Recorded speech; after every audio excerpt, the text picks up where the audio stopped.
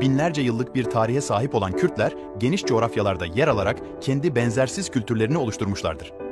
İşte Kürtler hakkında bilinmesi gereken bazı temel özellikler ve tarihleri. Kürtler, tarih sahnesine Mezopotamya'nın eski uygarlıklarından biri olan Medler olarak ortaya çıktı.